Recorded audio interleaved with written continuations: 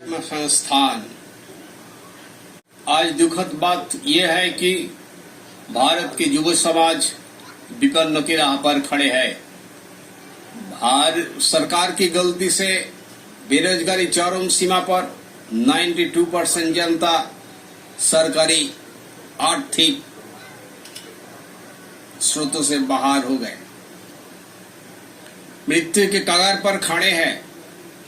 भारत में 70% कृषि में कार्यरत, उत्पादन में 14% और सेवा में 16%। भारत कृषि प्रधान देश, इसमें बेरोजगारी कैसे गंभीर हो सकती है? स्वतंत्र के 70 साल के बाद भी यह एक अभिशाप है कि हम लोग बेरोजगारी समस्या का समाधान नहीं कर पाए। इसका मूल कारण राजनीतिक इच्छा शक्ति की भारी कमी। राष्ट्रीय औसत गौड़ आय 1,38,000 रुपए से ऊपर, बजट का करोड़ों रुपये बह रही हैं, विपुल कर्म संस्थान की जगह है, लाखों लाखों पद खाली है, परिसेवा की परिधि व्यक्त हुआ है, मानव संपदा की कोई कमी नहीं। हर साल शिल्प के लिए कर छाड़ 6 लाख करोड़ से ऊपर मिलती है, 30 लाख करोड़ रुपए का बजट है, फिर भी कोई शिल्प नहीं, कोई रोजगार नहीं। ये समर्थन योग्य नहीं है। उधर भारत की युवा किसान आर्थिक समस्या से परेशान है, मृत्यु के किनारे खड़े है। यदि बजट से 3 से 4 लाख करोड़ रुपया युवा रोजगार के लिए व्यय किए होते तो आज ऐसे हालात नहीं होता। माननीय प्रधानमंत्री को दिखाई नहीं पड़ता है हमारे युवा किसान श्रमिक के क्या हालात है। अथच बजट में जिस तरीके से आनंद फानन में रुपया बर्बाद किए जा रहा है वो खतरनाक है। प्लानेट बजट से नॉन प्लानेट बजट 3 गुना से अधिक है। सरकार जनता का दायित्व तो नहीं लिया, वो भाग रही है। आज वरिष्ठ पेंशन योजना, मनरेगा, मध्याह्न भोजन, खाद्य सब्सिडी के तरह सामान्य रुपया अगर युवा रोजगार पर खर्च किए होते तो ऐसा हालात नहीं होती। केवल मात्र वरिष्ठ पेंशन योजना, मनरेगा और मध्याह्न भोजन में 1,82,000 करोड़ रुपया से ऊपर व्यय होती है। खाद्य सब्सिडी 1,40,000 करोड़ से ऊपर, खाद्य यानी उर्वरक में 2,27,794 लाख करोड़ रुपया व्यय होती है। शिल्प कर छड़ सालाना मिलती है 6 लाख करोड़ रुपया। कुल मिलाकर 11,33,794 लाख करोड़ रुपया सालाना बर्बाद हो रही है। इसे स्थायी संपदा उत्पन्न नहीं होती। चाहिए गरीबी मुक्त भारत योजना। अगर ये रुपया का कुछ युवा रोजगार और बुनियादी पर व्यय होती तो खाद्य सब्सिडी देने की जरूरत नहीं पड़ती, देश स्वावलंबी होती, प्रगति लहरती। जैसे एक आदमी का सुरक्षित क्षेत्र में रोजगार मिलती है तो रोटी, कपड़ा, मकान, स्वास्थ्य, भविष्य निधि सुरक्षित हो जाती है, और असुरक्षित क्षेत्रों में नरक जैसे। और तो युवाओं को अविलंब कर्म संस्थान करना चाहिए, सुरक्षित व्यवस्था में लाना चाहिए। जहां 30 लाख करोड़ रुपए का बजट, राष्ट्रीय गौड़ आय 1,38,000 रुपया से ऊपर, पारिवारिक गौड़ आय 4 से 5 लाख रुपया, फिर भी युवा बेकार। ये कैसे हो सकता है? जिस श्रमिक किसान देश की विकास के लिए जी जान से काम करते हैं, उसका हालात बद से बदतर क्यों? आज किसान, श्रमिक, छोटे व्यवसायी को सालाना कम से कम 1,20,000 से 1,44,000 रुपये नुकसान है। क्यों? उधर उदारीकरण का नाम पर सालाना 11,33,794 लाख करोड़ रुपया बर्बाद हो रहा है। बजट का आधी आनंद फनन में व्यय हो रही है। मल्टीनेशनल कंपनी 9.64 खरब रुपया लूट लिया, जिससे 10.25 लाख करोड़ रुपया एनपीए हो गए। तो चाहिए गांव समाज को अपना संसाधनों पर अर्थ संरचना का केंद्र बनाना, तब विकास। ये महात्मा गांधी जी का कहना है। मगर कोई सरकार ये काम आसानी से कर सकते थे, लेकिन चाहते नहीं है। देश की सर्वांगीण विकास नहीं करने चाहते हैं। सरकार की इच्छा शक्ति की भी भारी कमी है। हर एक परिवार को रोजगार देना सरकार का योजना होना चाहिए, तब देश की विकास, तब जनता आगे बढ़ेंगे। सबका रोजगार, सबका विकास होगा, जीडीपी, देश की राजस्व काफी बढ़ेगी। लेकिन हर सरकार 91 से रोजगार घटा रही है। WTO और वर्ल्ड बैंक के निर्देश पर देश के किसान, युवा, श्रमिक का 92% परिवार शोषित। सरकारी नियंत्रण से कानून का सुयोग सुविधा भी नहीं मिलता है। जिस देश की 75% परिवार महीना में 5,000 रुपये कमा नहीं सकते, कुल परिवार 92% परिवार खतरा में है, मृत्यु के कगार पर खड़ी है, वो देश की जनता कैसे जी सकती है?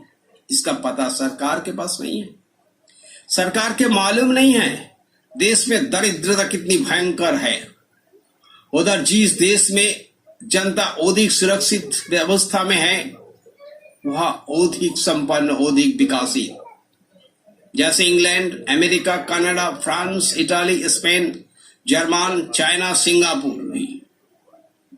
और तो जरूरी है युवा रोजगार की नया वेतनमान, आय वैषम्य दूर कर समतापूर्ण अर्थव्यवस्था में काम करना ही पड़ेगा अविलंब। हर एक परिवार को रोजगार देना सरकार को काम होना चाहिए। साथ साथ किसान, युवा, श्रमिक को पेंशन देना होगा, शोषण बंद करना होगा, अन्यथा भयंकर खतरा की ओर देश बढ़ रही है। 2019 में कर्ज किए सरकार 102 लाख करोड़ रुपया से ऊपर, 24 में 142 लाख करोड़ रुपया से ऊपर कर्ज हो जाएगा।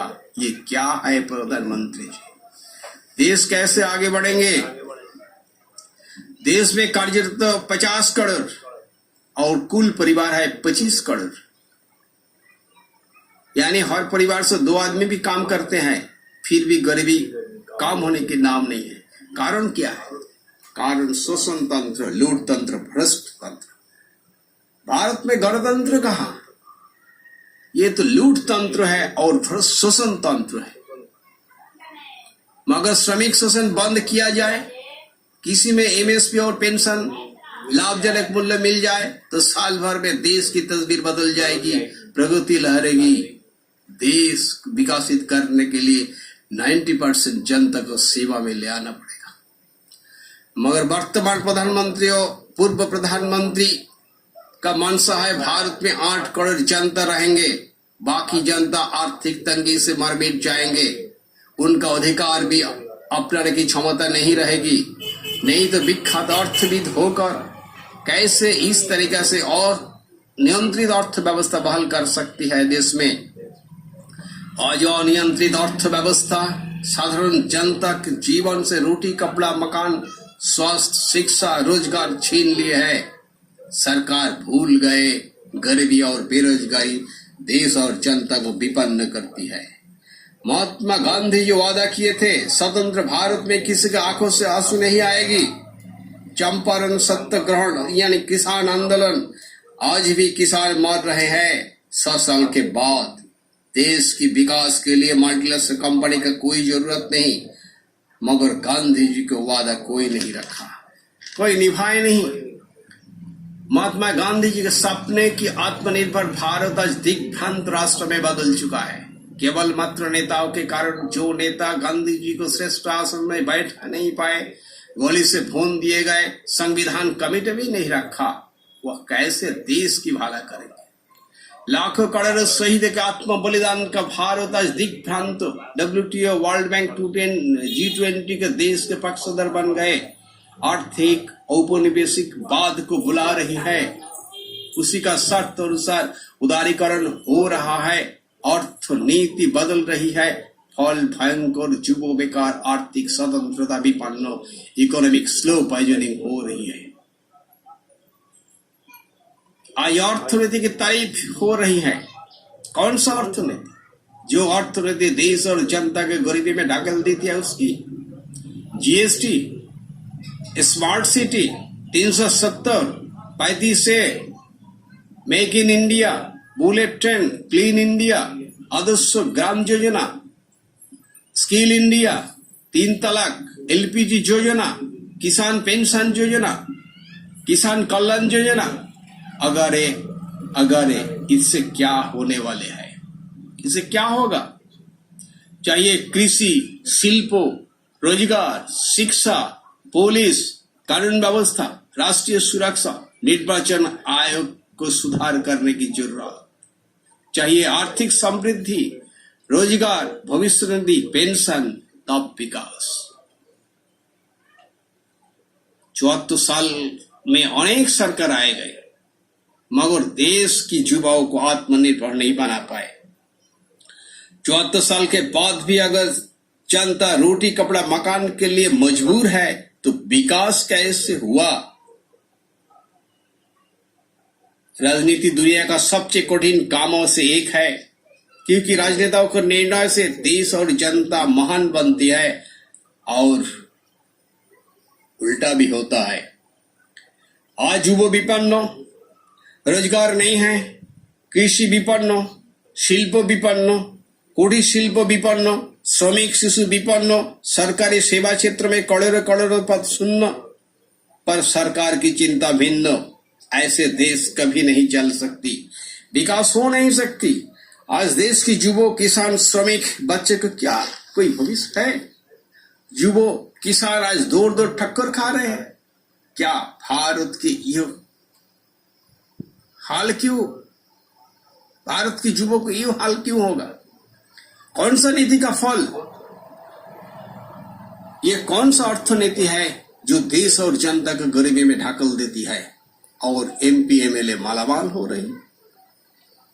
क्या देश में ऐसा कोई सरकार नहीं है जो जनता को विकसित करे, युवाओं को आत्मनिर्भर करे? चाहे तो 764 एमपी और 4890 एमएलए एक दिन में निर्णय ले सकते हैं, पर विचार भिन्न। एमएलए एमपी मालामाल हो रहा है, जनता पद से बदतर हो रही है। देश में एक सर्वमान्य नीति होना चाहिए, जैसे हर परिवार को रोजगार मिले। और तो देश को बचाने के लिए चाहिए गरीबी मुक्त भारत योजना, नए विधि, नए थियरी, क्रांतिकारी विचार। तभी देश की विकास होगा, तभी देश की आर्थिक समृद्धि बढ़ेगी। याद रखें, संपर्क करें 9614610911 9614610911। भारतीय कृषि